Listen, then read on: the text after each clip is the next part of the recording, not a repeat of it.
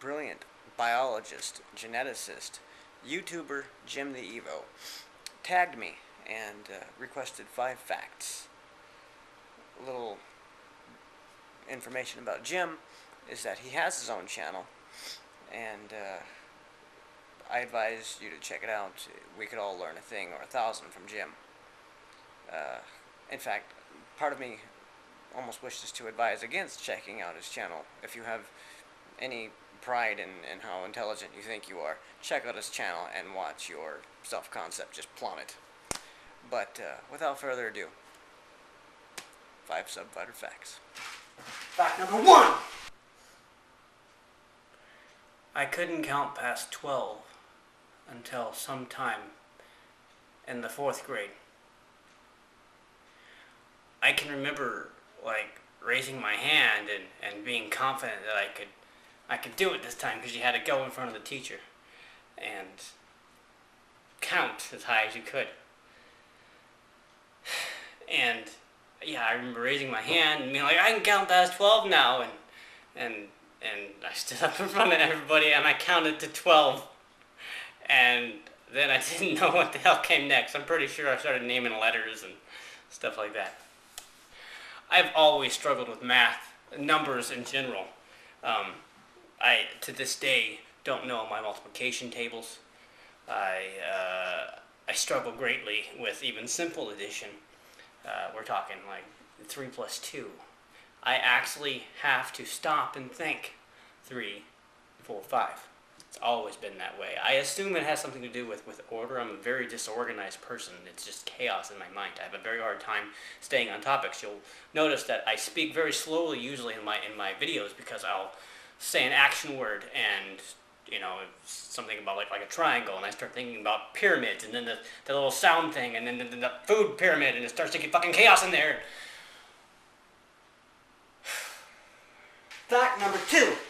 To continue with my evidence of retardation, I'll also tell you that I could not tell time, this is digital time mind you, until sometime in the, once again, 3rd or 4th grade. I would base time off of television, off of when, mainly like the Flintstones were on, because there's like General Hospital, and then like 3 o'clock came the Flintstones, which, by the way, is apparently a documentary to some creationist Christians out there. Go figure.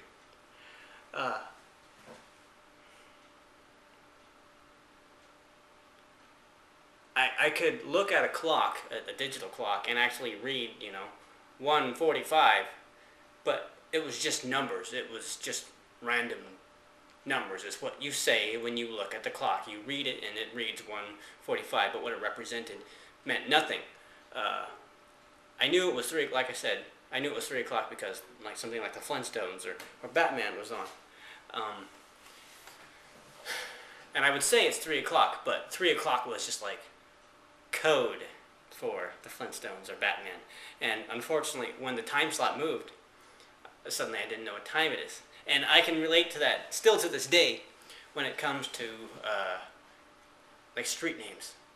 I can remember things very vividly, what they look like, certain smells, you know, but when somebody like paints their house, or I have to take a different route, I get completely lost.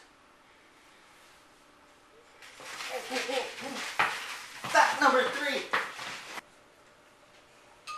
I hate the sound of when people chew with their mouth open.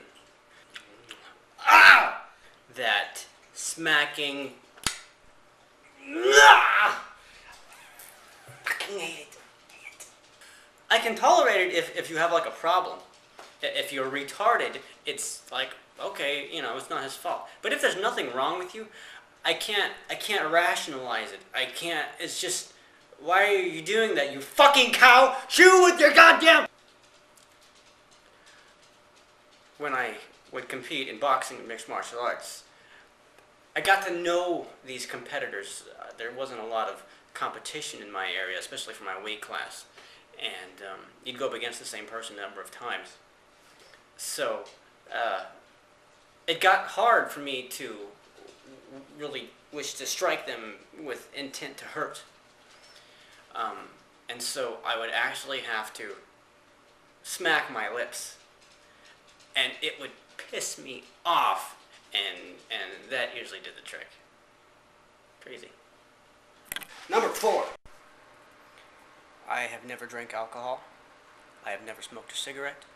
I have never used illegal drugs. I have never abused legal drugs. I make the qualification of legal drugs because, there's prescriptions, there's even things like caffeine. That's a drug.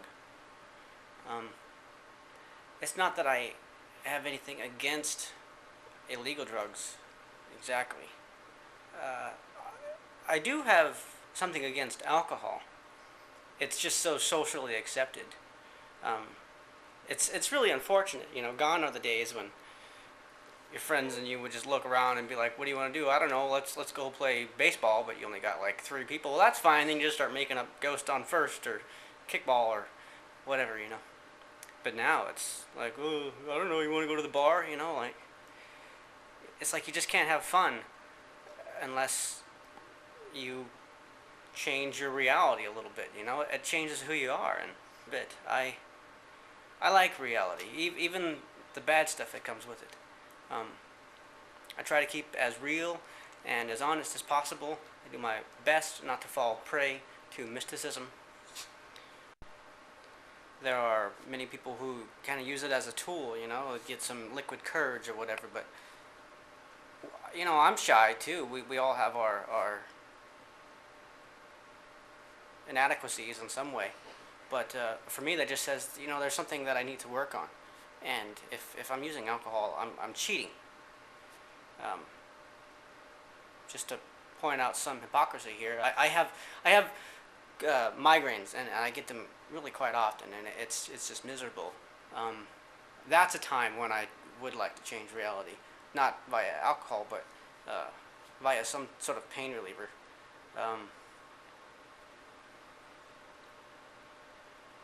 Headaches suck. Really bad. Fact number 5. Number 5. I am 5'4". I'm a midget. I only mention this because I find it funny. My girlfriend, whom I have been with for over 10 years now.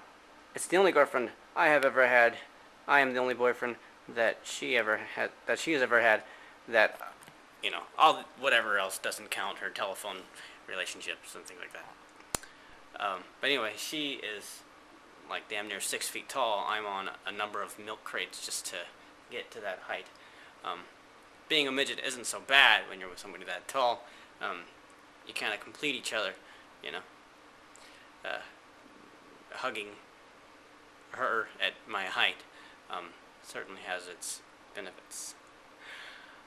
I can recall the first time I met her and I went to hug her. She was like, how do I do this? You're so small, Clearly didn't have to deal with people my size.